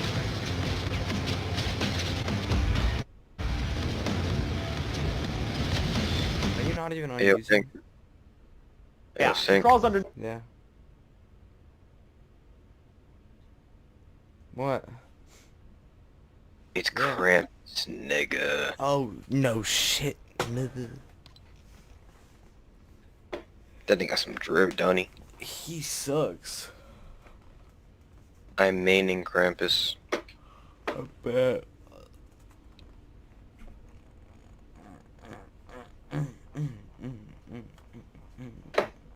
Godzilla, I ain't flexing, and it's just down, bad, down. Underneath the van to hide, but after Krampus stomps around for a little bit, he takes off and leaves a Jack-in-the-Box behind for her, the jump scare of toys. When the lid pops open, Jack's a little box shy at first, but Beth's screams and the van shaking can only mean one thing: our capture count has begun. It's after dark, and Max is starting to worry about the increasing presence of spooky snowmen in his yard. Tom and Sarah are worried too, but more so about their daughter still being out. They have a moment of tenderness where they lament how their relationship has been suffering. And that's one of the better things about this movie. These people really don't get along, but throughout the whole movie, there are hints that they do care for one another. Like earlier, when Sarah snapped after Aunt Dorothy's cooking criticism, Dorothy looked legitimately remorseful. And although Sarah and Linda squabble, they're still able to reminisce about childhood memories together. These people aren't caricatures, they're realistic, and that's nice. Tom asks if Howard can take him out in the Hummer to look for Beth, and Howard's only all too eager to show off the power of his gas guzzler. I could point her due east, hit the gas, and she'd be storming the beaches at Normandy by sunrise. Omi has some objections about them leaving, but the patriarchs press onward in their exploratory mission. They come across a snowplow stranded in the middle of the street with some presents in the cab and the keys in the ignition. The driver's nowhere to be found though, apparently having been ripped out through the windshield by something. Something like a Krampus, motherfucker. Howard cracks into his gun safe to arm himself with a shotgun and Tom with Linda's handgun. They head into Beth's boyfriend's house where things are not exactly neat and tidy. The whole place looks like an abandoned Norwegian outpost in Antarctica, and there's even some creepy hoof marks in the snow. When they hear Beth screaming outside, they run out to find her, but while fighting their way through the snowstorm, Howard gets grabbed by something underneath the snow that whips him back and forth like he's Willow Smith's hair. It starts to pull him underground, but Tom runs back to help him. Howard says he's being bitten, but before it's too late for the champ, Tom uses his handgun and opens fire. Whammy! The gambit pays off and the snow creature slithers away, but they're not out of the woods yet, because when Tom helps Howard limp back to the Hummer, they discover that there is no more Hummer. Hope you had Krampus insurance, Howard. They're able to make their way back home, where they see the extent of Howard's injury. The adults send the kids to the kitchen with Aunt Dorothy. Come on, guys, I'm gonna teach you how to make peppermint schnapps. Good parenting, y'all. When Tom asks Omi to help in the kitchen as well, she's got a much less comical reaction, telling him to keep the fire hot, hot, hot. The adults bandage Howard's wounds and discuss their next plan of action. Sarah wants to head back outside for Beth, but Howard shows her the back of his hand, so she can see the frostbite since it's too cold to safely go out again. Tom decides their best bet is to hunker down with what weaponry they have and just defend the house until the weather lets up. As they turn their home into a makeshift fortress, Howard sincerely thanks Tom for saving his ass and apologizes for how he's always treated him.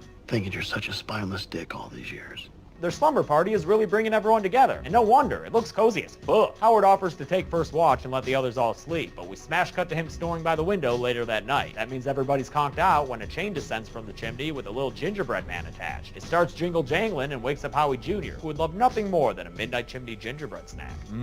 Sooty. But then the gingerbread dude comes to life and ties Howie Jr. up in the chain. After a whistle, the chain starts pulling Howie Jr. up the stack, and his screams awaken everyone else in the room. During the ensuing struggle, a burning log with cinders rolls out and catches the Christmas tree on fire. The adults try with all their might to pull Howie Jr. back down to the living room, but it's no use. The kid is swept up with the Christmas spirit and ascends through the chimney to become our second captured victim on the count, leaving only a shoe behind. Bonk! Max puts out the fire, and Howard blames himself for snoozing on the job, but Omi ain't got no time for self-pity. She gets the fire going again and tells the family they're all to blame, and that someone or something has come for them all. She starts speaking in English so she can tell the story of her childhood. It's told with stop-motion looking animation, a fun little interlude for the film, and she says that when her town fell on hard times and shirked the spirit of Christmas in favor of, you know, like getting bread to eat, her little Omi's spirit was broken. When her family also turned their backs on Christmas, she gave up entirely and threw her Santa doll. Bro, what kind of movie is this, bro? I don't like it. I don't know about you, but this... Nah, it's lit, but bro, living gingerbread men. This animation and the living people, it's not even that scary, it's just kind of weird. On the fire with a wish that her family would go away. That night she got a visit, but not from Kris Kringle, more like Kris Krampus. Krampus' whole deal is to be opposite-day Santa Claus. He punishes instead of rewards and takes instead of gives. In fact, he takes Omi's entire family, but he leaves her behind with a wink and a little Krampus ornament to remind her what happens when the Christmas spirit dies, an ornament she has kept to this very day. Great story, Omi. You believe this senile horse shit? Well, Outplayed. Capture your best gaming moments. Outplayed automatically saves your game's highlights, making it easy to relive the Damn. action. Whoever this is just shit on him. I bet.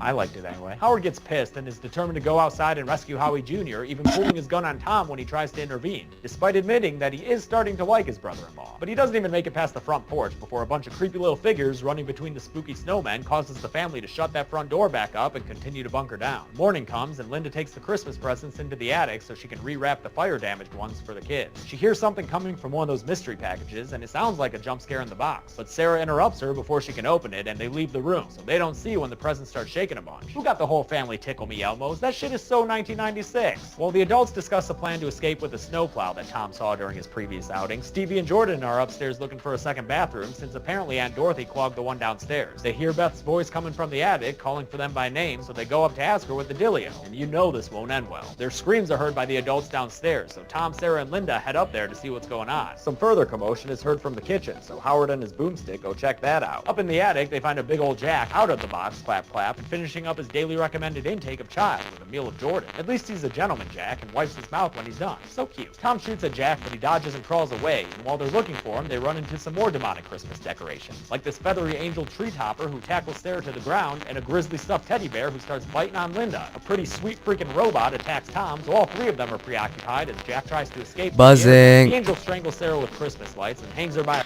You're buzzing. Think of a new comeback. You are buzzing. Give it like 2 minutes, alright? Give you 2 minutes? Yeah, real quick. I'm very back.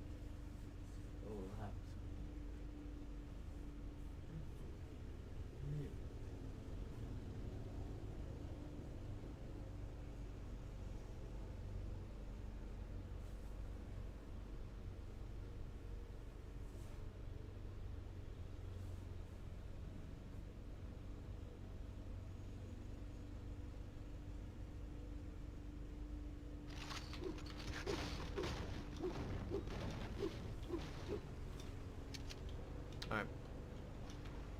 Yeah, alright. Versus 100. Top 3 is gonna be around like 106. So if I could get like 106 points, I hit top 5 for 3. That's $1,000.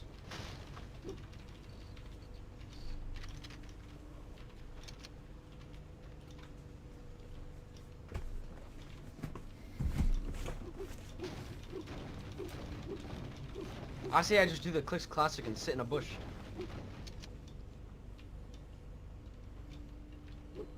And then wait for the bots to come to me. Pussy.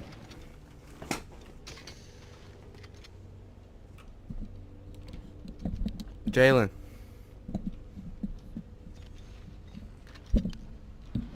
Can't hear you if you're talking. Oh. What's up, bitch, little bitch. I had Click's string open.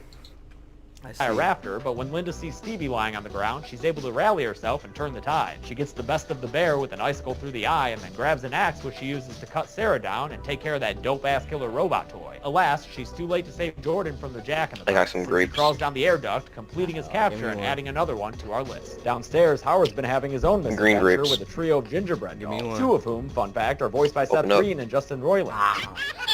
Although they're using a nail gun, which is super terrifying to me, it's mostly a slapstick sequence without consequences. With a well-aimed shotgun blast to a lantern, Howard kills one in the explosion when it burns to death, and is able to shoot a second as it charges him. The third leaps in slow motion towards his face, but when Howard opens his eyes, he sees that he's been saved by Rosie's appetite for gingerbread. Everyone reconvenes in the living room, and after hearing Jack fiddle about in the air ducts, Max unlooses Rosie into the vents to take care of him. But by the sounds of it, things don't go well for her. But we all know I don't count dogs on the capture count, so onward! The ceiling starts to crack before eventually caving in, and Jack Attack is right back in the middle of things. In fact, the whole evil toy crew is back, although not for long. Dorothy grabs the shotgun and takes care of the bear right away, and the others picture the angel for some skeet skeet skeet shoot practice. Before she can shoot Jack though, they hear a noise outside, and Jack gets real excited.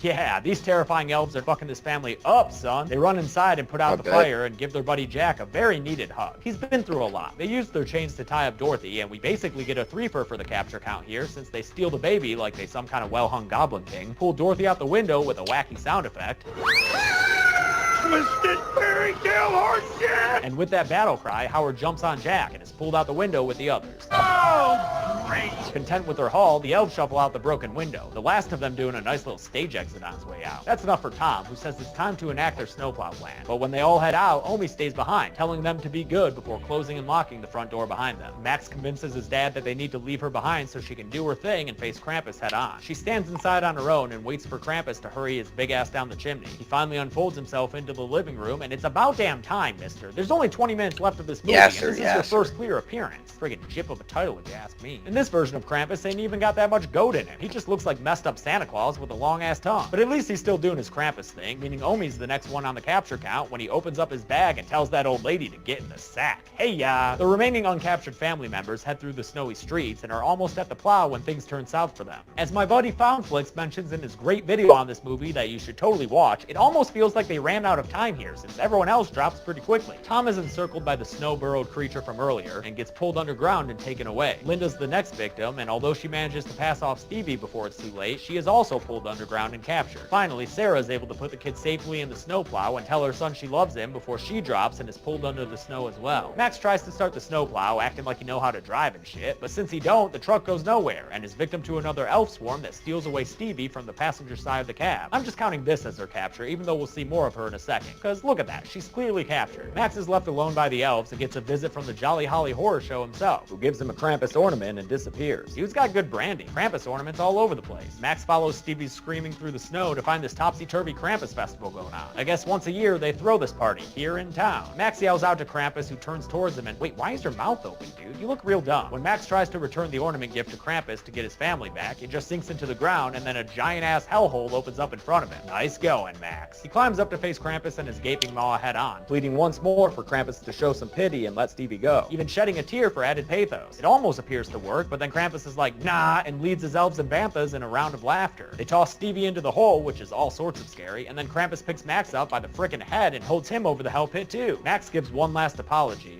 I just wanted Christmas to be like it used to be. But Krampus's justice is as stubborn as his lockjaw, so he drops Max into the hole, completing our capture count with a nice round dozen. Hey, look on the bright side, Max. At least you don't also have a chest burster popping out right now. And then Max wakes up. Holy crap, was that whole thing just a dream? I mean, I feel like the whole capture count conceit kind of spoils it, so, you know, it's not. Even though it seems like everything is okay, with a Christmas morning full of warm family hugs. Aww. The mood is pretty spoiled, though, when Max opens a box to find the Krampus ornament inside. God damn, he just can't give that thing away. The ornament triggers some ghostly voiceover lines of dialogue from their Krampus adventure, which it looks like everyone can hear. I think it also makes them all remember what happened to them, because they're left looking stunned and absolutely silent as the camera zooms out to reveal that they're inside a snow globe, St. Elsewhere style, and that their little globe is just one of many in Krampus's workshop. The movie ends with a sinister-like jump scare of all the evil toys. So love your family, folks, or else you'll wind up in a frickin' snow globe, and then before you know it, a dying billionaire will drop you on the floor and break you. But enough about sleds and shit. What else Let's wanna get to the numbers. Yo. I don't know. What if we were in a snow globe? Or in a... I don't know. A big-ass snow globe? Mm-hmm.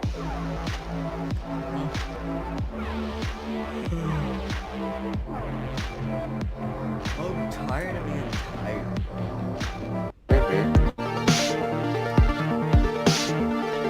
Welcome to the Kill Count, where we tally up the victims in all our favorite horror movies. I'm so stupid. Can you hear me? I can indeed hear you. How well? Pretty well. Okay. Okay. Pussy. Pussy. Pussy, bitch.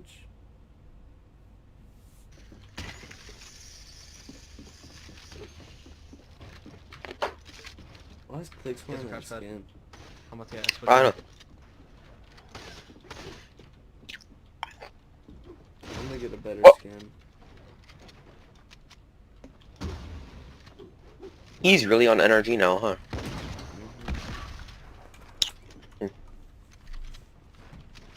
I thought he was gonna steal a Misfits for like a while, like a long time. You were wrong. A lot of us were.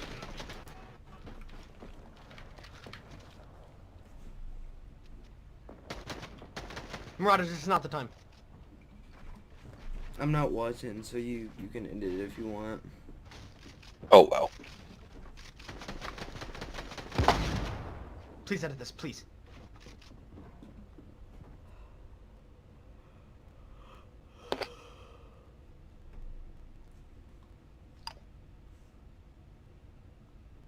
All of his binds are on his keyboard. Yeah. No like mouse binds. Yeah, he's stupid for that.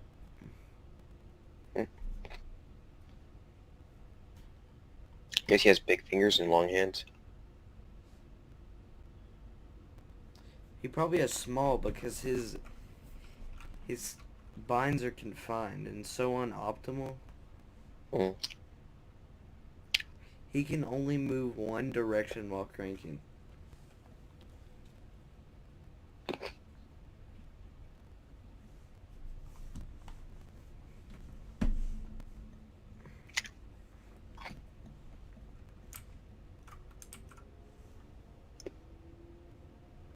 I don't know how long we streamed for, but I don't feel like streaming any longer. I feel like just vibing with the boys.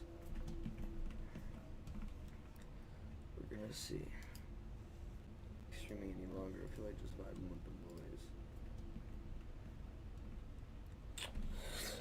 boys. Alright, y'all, just a little, yeah, you feel me? A little 140, a little short 140 minutes for the boys.